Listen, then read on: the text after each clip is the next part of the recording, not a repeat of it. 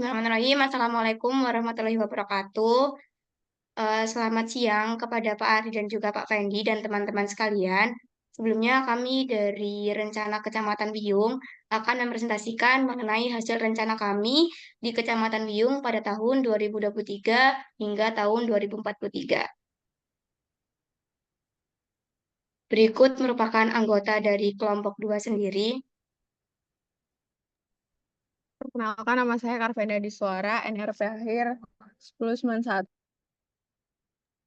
Perkenalkan, nama saya Eunika Dorothea, NRP 1093.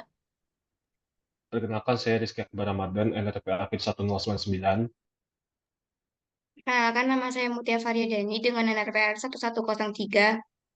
Perkenalkan, nama saya Rizky Widyadana Mardika dengan NP akhir 1105. Perkenalkan, nama saya Echa Sarika Pramesti Dewi dengan NRP akhir 1111. Perkenalkan, saya Bagus, NRP terakhir 1113. Perkenalkan, saya Safian Waskito, NRP akhir 1129. Perkenalkan, saya Rosdiana Diningrum dengan NRP akhir 1131. Perkenalkan, saya Muhammad Najib Mudhafar, NRP akhir 1135. Oke, selanjutnya masuk ke outline. Jadi outline kami pada siang hari ini yang pertama adalah latar belakang, ruang lingkup, dasar hukum, tinjauan kebijakan, ketentuan umum, tujuan penataan ruang, rencana struktur ruang, rencana pola ruang, dan juga peraturan zonasi. Oke, kemudian masuk ke latar belakang. Jadi, perkembangan yang semakin pesat itu di Kecamatan Wiyung itu membuat perlu adanya itu peraturan ruang sebagai penunjang perkembangan perkotaan di suatu wilayah. Jadi menurut Peraturan Menteri Pekerjaan Umum Nomor 20 Tahun 2011 mengenai pedoman penyusunan RDTR dan peraturan zonasi kabupaten kota, jadi tata ruang dan sangat diperlukan sebagai acuan operasional dalam pemanfaatan serta pengendalian pemanfaatan ruang.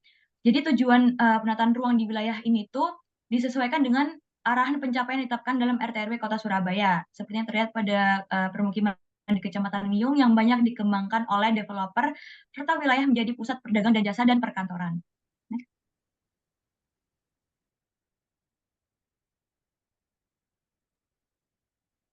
Untuk ruang lingkupnya,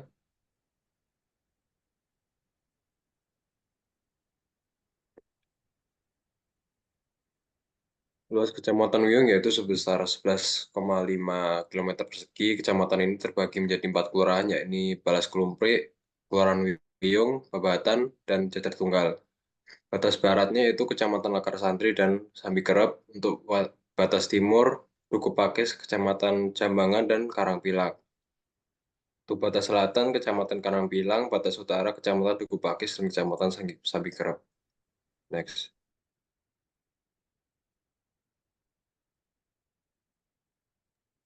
Saya masuk ke dasar hukum. Next. Jadi berikut merupakan dasar hukum yang digunakan dalam penyusunan RDTR Kecamatan Wiyung. Bisa dilihat dari nomor 1 sampai nomor 11. Ada UU nomor 23 tahun 2014 tentang pemerintahan daerah sampai pedoman-pedoman dalam penyusunan tata ruang serta studi dan perencanaan terkait penataan ruang. Next.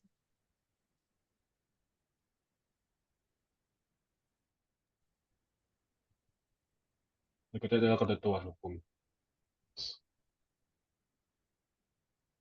Berikut merupakan daftar istilah-istilah yang digunakan dalam dokumen kami. Next.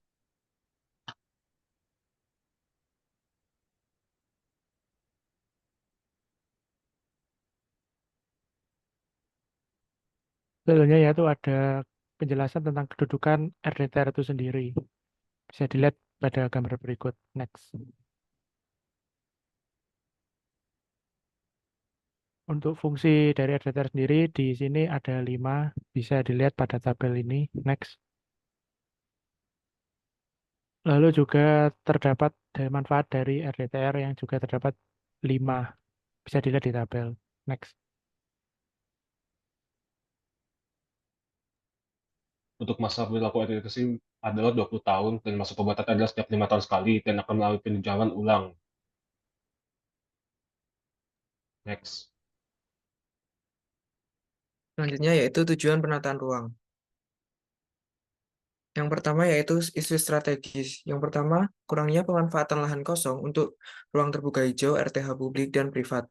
Sistem drainase yang buruk menjadi penyebab banjir. Kemudian sektor ekonomi yang masih bergantung pada pemerintah dan atau tidak mandiri dalam pengelolaannya. Kemudian masalah perumahan dan pemukiman yaitu bangunan terbengkalai yang tidak terawat. Next. Selanjutnya yaitu tujuan penataan ruang yang didasarkan dari arahan RTRWN, yaitu Kecamatan Wiyung merupakan salah satu bagian dari perkotaan Gerbang Kertosusila Plus. Kemudian arahan dari RTRW Provinsi Jawa Timur, yaitu sebagai sistem perkotaan PKN, Pusat Kegiatan Nasional. Arahan zonasi pada Kecamatan Wiyung ini itu pengembangan sarana dan prasarana pendukung permukiman seperti fasilitas umum. Selanjutnya yaitu arahan dari RT/RW Kota Surabaya. Kecamatan Wiyung ini ditetapkan sebagai kawasan strategis nasional (KSN) dari sudut kepentingan industri. Kemudian Kecamatan Wiyung ini terdapat pengembangan permukiman dan Kecamatan Wiyung memiliki hutan kota sebagai wisata rekreasi dan pemanfaatan waduk atau bosem. Selain itu, Kecamatan Wiyung juga merupakan kawasan perdagangan jasa yang pemanfaatan ruangnya itu untuk komersial, perdagangan, dan jasa pelayanan. Next. Ini merupakan isu strategis tadi dan prioritas pengembangan WP Wiyung yang didasarkan pada analisis SWOT yang dilakukan pada laporan analisis dan fakta. Next. Berikut merupakan tujuan penataan ruang, karakteristik WP Wiyung. Yang pertama ada fisik lingkungan, yang kedua ada sosial masyarakat, yang ketiga ekonomi, dan yang keempat adalah transportasi.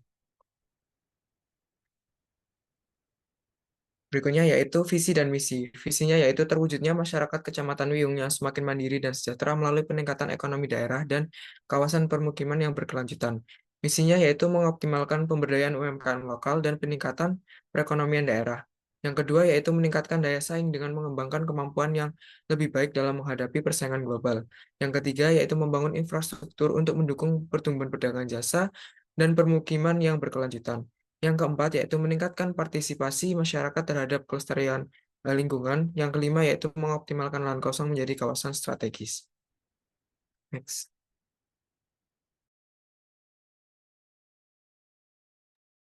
Oke, masuk ke rencana yang pertama, yaitu ada rencana struktur ruang. Next. Yang pertama yaitu ada rencana sistem pusat pelayanan. Next.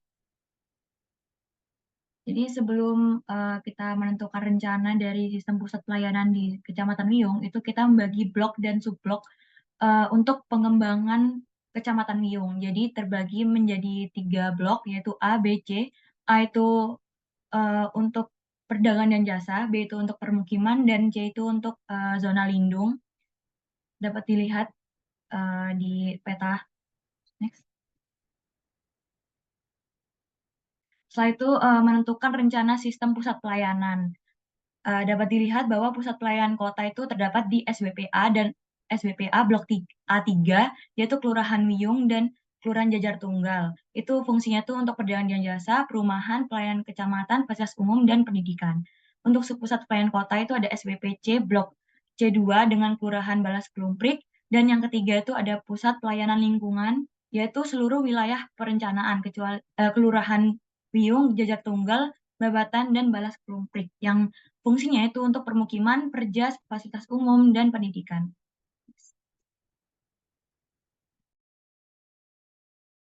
Berikut adalah arahan pengembangan pusat pelayanan di Kecamatan Wiyung. Untuk Blok A sendiri itu dikembangkan untuk pusat kegiatan perdagangan dan jasa. Untuk Blok B itu dikembangkan untuk kawasan permukiman, serta ya Blok C itu untuk kawasan lindung.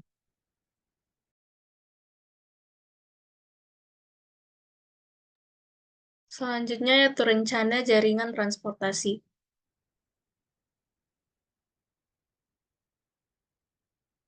Yang pertama adalah rencana jaringan jalan yang rencana jaringan jalan yang akan dilakukan di Kecamatan Wiyung itu ada di arteri sekunder yaitu Jalan Raya Menganti Wiyung, kolektor sekunder ada Jalan Wiyung Pratama dan Balas Klumprik PDAM, lokal sekunder ada di Jalan Raya Lontar, Raya Golf Graha Family, Lontar Lidah Kulon, dan ruas-ruas jalan lainnya.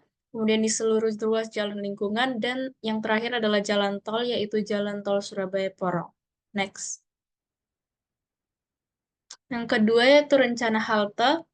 Rencana halte yang akan dilakukan itu meliputi revitalisasi berupa perbaikan dan pengoptimalan fungsi halte di Jalan Raya Menganti Wiyung. Kemudian juga akan dilakukan pengembangan dan penambahan halte atau TPB yang meliputi halte di Jalan Raya Wiyung Pratama, halte di Jalan Balas Klumprik, dan halte di Jalan Klumprik PDAM sesuai dengan peta yang ada di slide. Next. Kemudian yang ketiga itu rencana jaringan angkutan umum. Rencana jaringan angkutan umum meliputi dua, yaitu terang dan feeder. Terangnya sendiri itu berupa Surabaya Bus yang melewati Jalan Raya Mastrip, Jalan Raya Menganti, dan Jalan Babatan Unesa. Kemudian untuk feedernya berupa Wirawiri, yaitu Jalan Raya Wiyung Pratama, Jalan Klumprik PDAM, dan Jalan Balas Klumprik.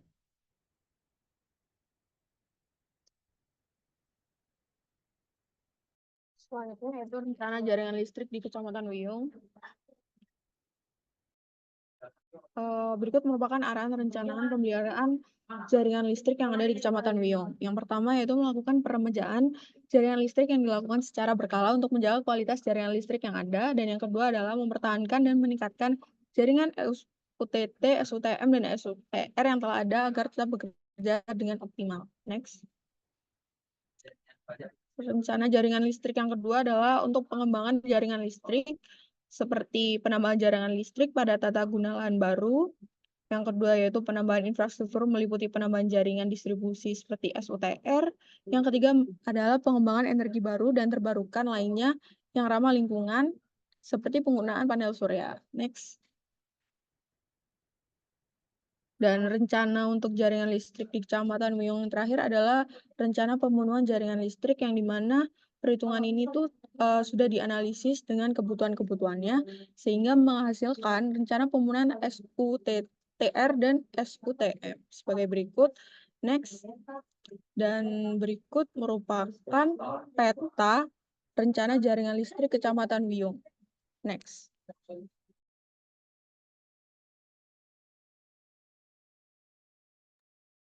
Oke, selanjutnya masuk ke rencana jaringan telekomunikasi. Jadi di rencana jaringan telekomunikasi terbagi menjadi dua, yaitu rencana jaringan tetap, yang dimana ialah penyediaan jaringan telekomunikasi, telepon kabel, berupa jaringan kabel telekomunikasi yang tersebar di seluruh wilayah perencanaan.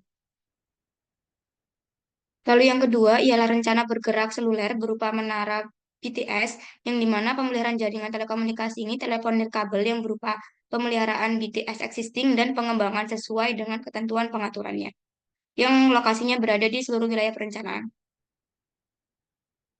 Berikut merupakan peta rencana jaringan telekomunikasi di Kecamatan Wiyung. Selanjutnya yaitu rencana jaringan sumber daya air.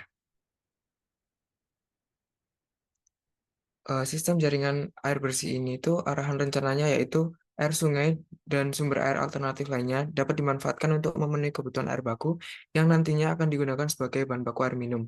Kualitas air dapat ditingkatkan dengan mengembangkan sistem pengelolaan sumber-sumber air. Pencemaran di cekungan air tanah dapat dicegah dengan pengembangan infrastruktur sumber daya air tanah dan mengawasi pemanfaatan secara ketat.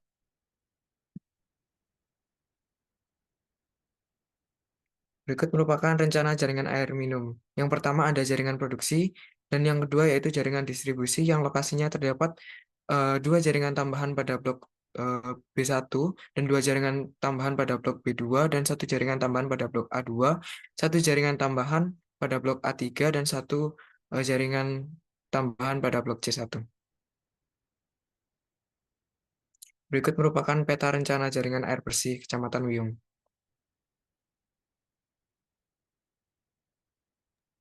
Selanjutnya masuk ke rencana pengelolaan air limbah di Kecamatan Wiyung. Next. Berikut merupakan persyaratan untuk penetapan IPAL di suatu kecamatan atau lokasi, yaitu yang pertama adalah berdekatan dengan area pelayanan, berdekatan dengan badan air permukaan di luar area sempadan, yang ketiga terdapat akses jalan, yang keempat bukan di dalam kawasan genangan atau banjir, yang kelima ada bukan berada pada kawasan patahan, dan yang terakhir bukan berada pada kawasan rawan longsor. Next. Jadi berikut merupakan peta rencana jaringan air limba. Perencanaan pengembangan sistem pengelolaan air limba domestik ini akan dilakukan dengan penambahan IPAL komunal pada SWPB Blok B2 untuk melayani kawasan permukiman. Selanjutnya masuk ke rencana persampahan. Jadi pada rencana persampahan ini yang dimana pada kondisi TPS sampah sementara itu tuh yang existing berada di SPPA pada blok A2 dan blok A3, untuk SPPB pada blok B2 dan blok 3, lalu pada SPPC pada blok C1, blok C2, dan blok C3. Sedangkan untuk tempat pembuangan sampah sementara pada rencana itu di SPPA berada di blok A2 dan blok A3, pada SPP berada pada blok B1 dan blok B3, lalu yang terakhir SPPC berada pada blok C2. Jadi prasarana persampahan kali ini tuh berupa wadah komunal, komposter komunal, gerobak sampah, kontainer ampol truk, dan bangunan pendaur ulang sampah skala lingkungan yang terletak pada seluruh blok BP Wiyung. Berikut juga merupakan peta rencana jaringan persampahan di Kecamatan Wiyung. Lalu selanjutnya ini ada rencana jaringan drainase. Jadi jaringan drainase primer existing itu terdapat pada SPPB di mana blok B2 dan blok B3. Lalu jaringan drainase primer rencana itu rencananya di SPPA pada blok A2 dan blok A3. Lalu jaringan drainase sekunder existing berada pada SPPA pada blok A2 dan blok A3, SPPB pada blok B1 dan blok B2 dan juga blok B3, SPPC pada blok C2 dan blok C3. Sedangkan jaringan drainase sekunder yang ada rencana itu berada pada blok A, blok A1, blok A2, dan blok A3. Lalu SPPB berada pada blok B1 dan blok B2. Lalu yang terakhir SPPC berada pada blok C1, C2, dan C3. Berikut juga merupakan peta rencana jaringan drainase di Kecamatan Wiyung.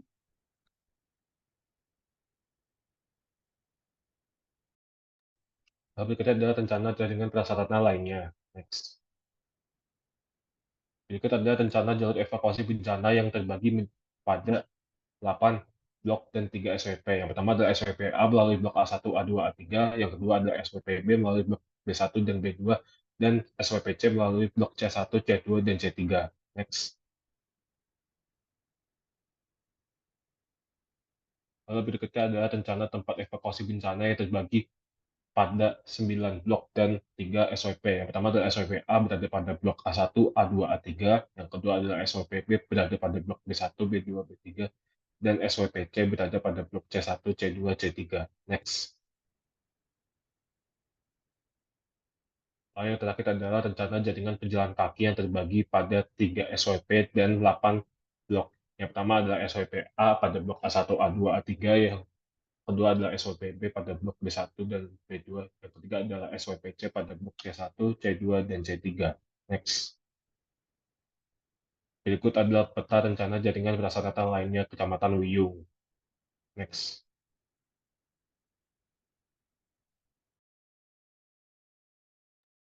Oke, selanjutnya kita akan membahas tentang rencana pola ruang. Next. Oke, rencana pola ruang ini terdiri dari zona lindung sama zona budidaya. Untuk zona lindung sendiri itu ada ruang terbuka hijau di Kecamatan Wiyung, terbagi menjadi RTH 3, yaitu Taman Kecamatan, Taman Kelurahan RTH 4, RTH 5 itu Taman RW, sama pemakaman RTH 7, dan yang terakhir jalur hijau RTH 8 dengan total luas RTH 40,64.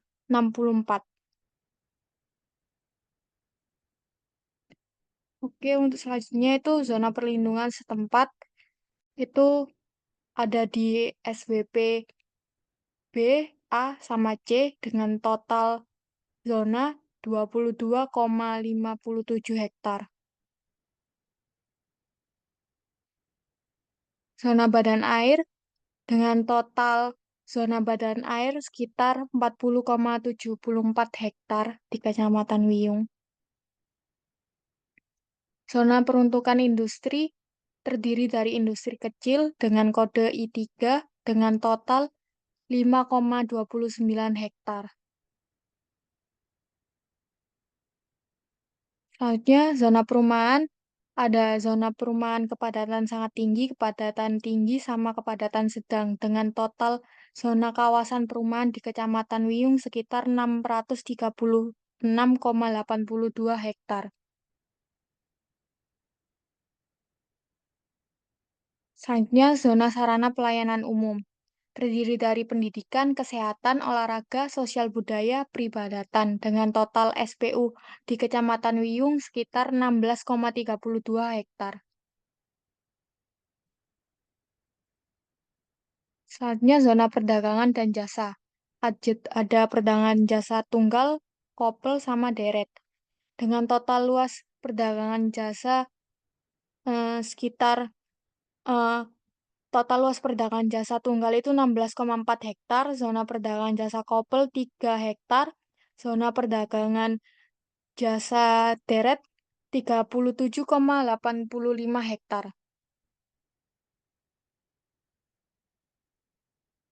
Selanjutnya zona perkantoran dengan total luas 6,22 hektar. Lalu zona pertahanan dan keamanan dengan total luas 3,18 hektar.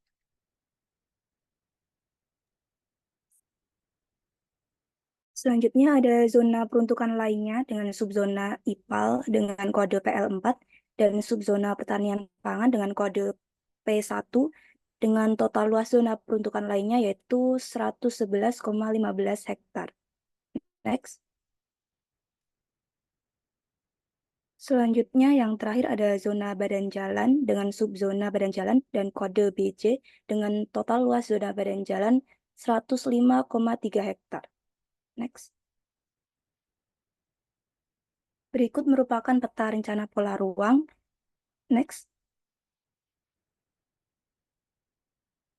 Selanjutnya ini adalah peta rencana pola ruang untuk zona lindung yang terdiri dari zona RTH dan zona badan air. Next. Dan zona perlindungan setempat. Next.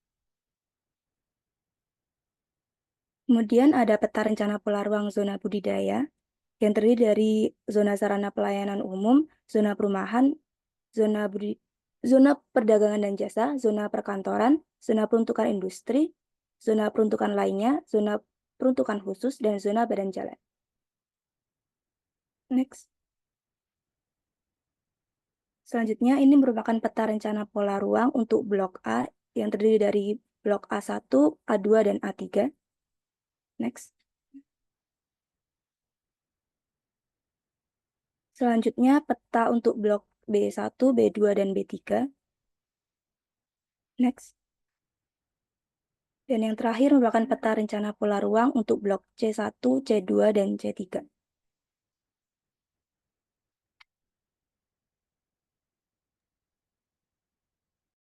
Oke, selanjutnya masuk ke ketentuan pemanfaatan ruang. Jadi di ketentuan pemanfaatan ruang ini merupakan masing-masing program pemanfaatan ruang prioritas dengan waktu dan tahapan serta sumber pendanaan dan instansi pelaksanaannya. Ini terbagi dari gabungan antara struktur ruang dan juga pola ruang yang tadi sudah dijelaskan. Mulai dari struktur ruang sendiri ada perwujudan pusat pelayanan, jaringan transportasi, perwujudan jaringan listrik, perwujudan jaringan telekomunikasi, perwujudan jaringan sumber daya air, perwujudan jaringan IPAL, perwujudan jaringan persampahan, jaringan drainase, dan perwujudan jaringan prasarana lainnya. Lalu untuk yang saat ini itu perwujudan dari rencana kelola ruang yang terbagi dari zona lindung dan juga zona budidaya. Untuk zona lindungnya sendiri ada zona badan air, zona RTH, sama zona perlindungan setempat. Lalu untuk zona budidaya ada zona peruntukan industri, zona perumahan, zona sarana pelayanan umum, zona perdagangan dan jasa, zona perkantoran, zona pertahanan dan keamanan, zona peruntukan lainnya, dan yang terakhir zona badan jalan. Selanjutnya masuk ke peraturan zonasi. Jadi yang pertama ada matriks ketentuan kegiatan dan penggunaan lahan yang terdiri dari kegiatan dan juga keterangan kegiatan. Lalu ada kode KPLI dengan masing-masing 3 digit, 4 digit, dan 5 digit. Lalu yang terbagi menjadi zona lindung dan zona budidaya. Untuk zona lindungnya sendiri ada ruang terbuka hijau, RTH 3, RTH 4, RTH 5, RTH 7, RTH 8. Lalu perlindungan setempat ada PS2 dan PS3. Badan air dengan kode BA. Lalu untuk zona budidaya ada peruntukan industri, industri kecil dengan kode I3, kawasan perumahan dan permukiman ada R1, R2, R3, pelayanan umum ada SPU 1, SPU 3, SPU 4, SPU 5, SPU 6, perdagangan dan jasa ada K1, K2, K3, perkantoran ada KT, pertahanan dan keamanan HK, peruntukan lainnya P1 dan PL4, lalu badan jalan dengan kode BJ. Untuk yang kegiatan pertama ada kegiatan RTH dengan simbol I, T, B, dan X. Untuk I sendiri diizinkan, T terbatas, B bersyarat, dan X tidak diizinkan. Untuk kegiatan perumahan, pertanian, kehutanan, dan perikanan, industri pengolahan, pengadaan listrik, gas, uap air panas atau udara dingin, pengelolaan air, pengelolaan air limbah, pengelolaan dan daur ulang sampah, dan aktivitas remediasi, konstruksi, perdagangan besar dan eceran, transparansi dan perawatan mobil dan sepeda motor, pengangkutan dan pergudangan, penyediaan akomodasi dan penyediaan makan minum, informasi dan komunikasi, aktivitas keuangan dan asuransi, real estate, aktivitas profesional, ilmiah dan teknis, aktivitas penyewaan dan sewa guna usaha tanpa hak opsi ketenagakerjaan, agen perjalanan, dan juga penunjang usaha lainnya, administrasi pemerintahan, pertahanan, dan jaminan sosial wajib, pendidikan, aktivitas kesehatan manusia dan aktivitas sosial, kesenian, hiburan, dan rekreasi, aktivitas jasa lainnya,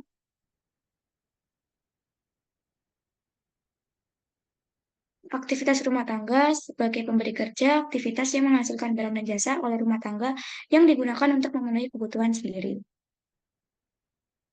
Untuk selanjutnya masuk ke KKPR. Yang pertama ada ketentuan khusus untuk taman kecamatan dengan kode RTH 3.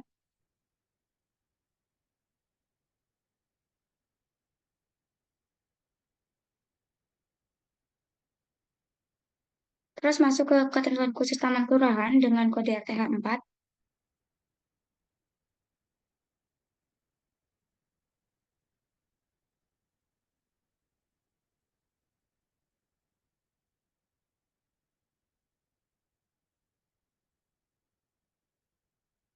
Selanjutnya masuk ke ketentuan khusus taman RW dengan kode RTH 5.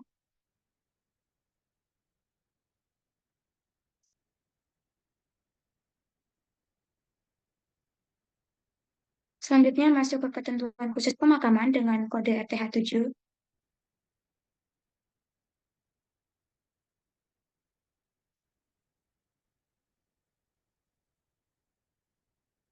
Selanjutnya masuk ke ketentuan khusus jalur hijau dengan kode RTH 8.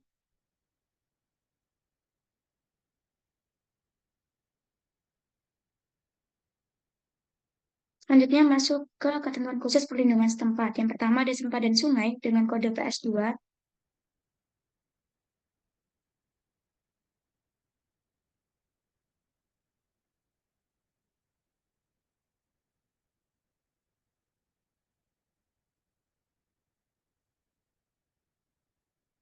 Selanjutnya masuk ke ketentuan khusus perlindungan setempat yang kedua, yaitu sempadan waduk atau bozem dengan kode PS3.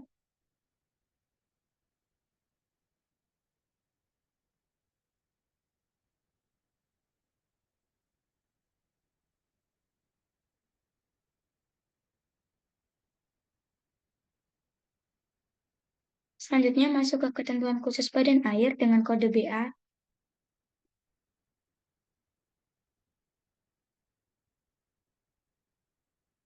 Selanjutnya masuk ke ketentuan khusus peruntukan industri, terutama pada peruntukan industri kecil dengan kode I3.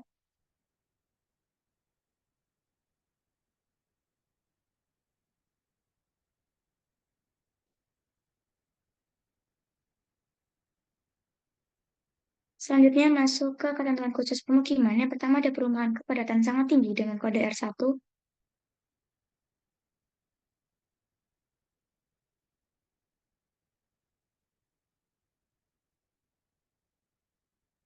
Selanjutnya masuk ke perumahan kepadatan tinggi dengan kode R2.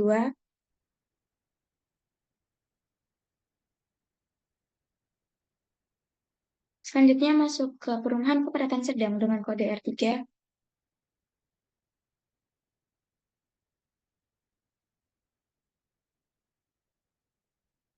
Selanjutnya masuk ke sarana pelayanan umum. Yang pertama ada SPU 1, yaitu SPU pendidikan.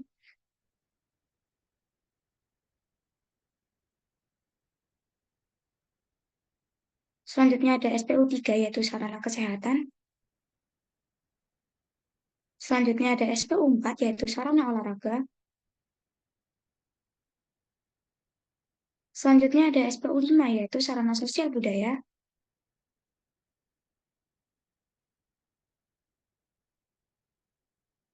Selanjutnya ada SPU 6, yaitu sarana peribadatan.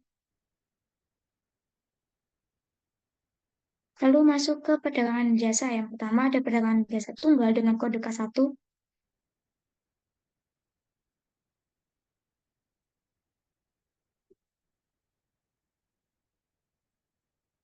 Selanjutnya masuk ke ketentuan khusus perdagangan jasa couple dengan kode K2.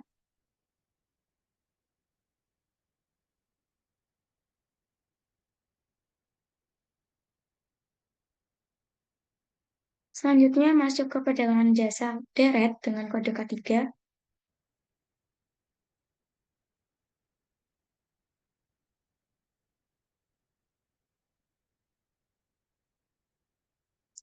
Selanjutnya masuk ke ketentuan khusus pada perkantoran dengan kode KT.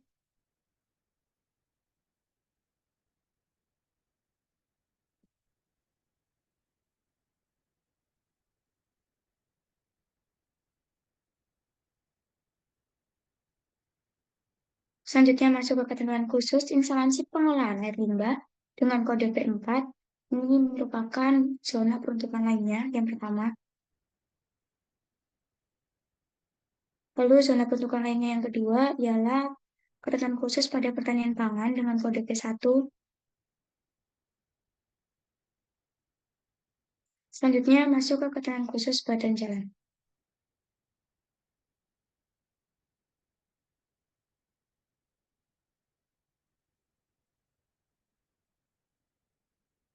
Mungkin sekian yang bisa kami sampaikan. Sebelumnya mohon maaf juga apabila masih ada salah kata. Wabillahi taufiq wal hidayah. Wassalamualaikum warahmatullahi wabarakatuh.